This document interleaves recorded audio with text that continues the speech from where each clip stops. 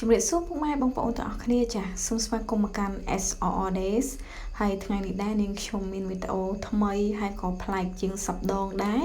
ចាដោយសារថ្ងៃនេះសូមមកបញ្ចេញថ្មីដៃធ្វើម្ហូបម្ដងចាហើយក៏ជាមុខម្ហូបដែលកូនរបស់នាងខ្ញុំគាត់ចូលចិត្តចាគាត់ចូលចិត្តខាត់ណានឹងហើយក៏ម្ដាយរបស់នាងខ្ញុំក៏បានទិញពីផ្សារយកមកទុកក្នុងទូទឹកកកចាមុននឹងគាត់ទៅលក់គឺគាត់ផ្ដាំណាថាកូនអើយល្ងាចហ្នឹងឆាខាត់ណាជាមួយនឹងសាច់គោហ្នឹងទៅចាហើយសម្រាប់ខាត់ណានេះគឺម្ដាយរបស់នាងខ្ញុំទិញពីមួយរបស់គាត់មកពីផ្សារអញ្ចឹងណាហើយសម្រាប់បន្លែមួយរបស់គាត់គឺភាគច្រើនគឺលក់បន្លែស្រែរបស់យើងពុកម៉ែបងប្អូនដែលដាំនៅក្នុងខេត្តកំពង់ស្ពឺនឹងស្រាប់តែម្ដងចាហើយហ្នឹងហើយប្រញាប់ដៃប្រញាប់ជើងហ្នឹងគឺថាចិត្តយើងត្រូវចិត្តសបកចិត្តអីឲ្យស្អាតពុកម៉ែបងប្អូនសកសបកវាទៅអញ្ចឹងក្នុងកំឡុងពេលដែលចិត្តបន្លែហ្នឹងគឺនេះខ្ញុំមកដាំទឹកសិនដើម្បីស្រស់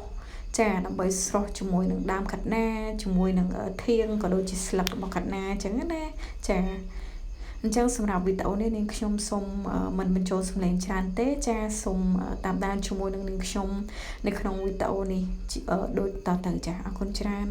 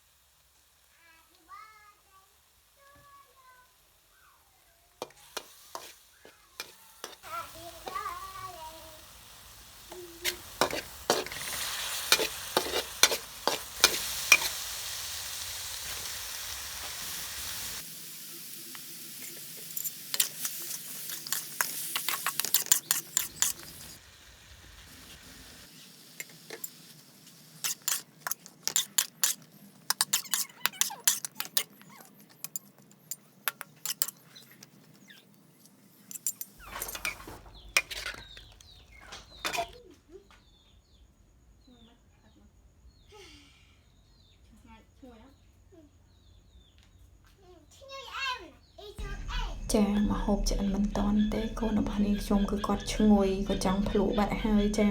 គេសប្បាយចិត្តនៅពេលដែលបានឃើញមកហូបដែលគេពេញចិត្តណាចាហើយមកហូបនេះគឺនាងខ្ញុំរៀនពីម្ដាយរបស់នាងខ្ញុំដែរទេចាឆ្ងាញ់មិនឆ្ងាញ់គឺអត់ដឹងដែរប៉ុន្តែគាត់ថានាងខ្ញុំស្លឆានេះគឺมันផ្ដោតសំខាន់ទៅលើប្រេងឬក៏ខ្លាញ់ច្រើនហើយហូបរៀងសាបចឹងណា ហើយនេះគឺជាសកម្មភាពក្រោយភ្លៀងរួចពុកម៉ែបងប្អូនគឺថាសัตว์គាត់មក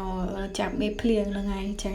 អញ្ចឹងវីដេអូរបស់នាងខ្ញុំគឺមានតែប៉ុណ្្នឹងទេសម្រាប់ចែករំលែកជូនពុកម៉ែបងប្អូនថ្ងៃនេះចាអរគុណច្រើនដែលតែងតែគ្រប់គ្រងនិងទស្សនាវីដេអូរបស់នាងខ្ញុំរហូតដល់ចប់ចាអរគុណច្រើនជម្រាបលាបាយបាយ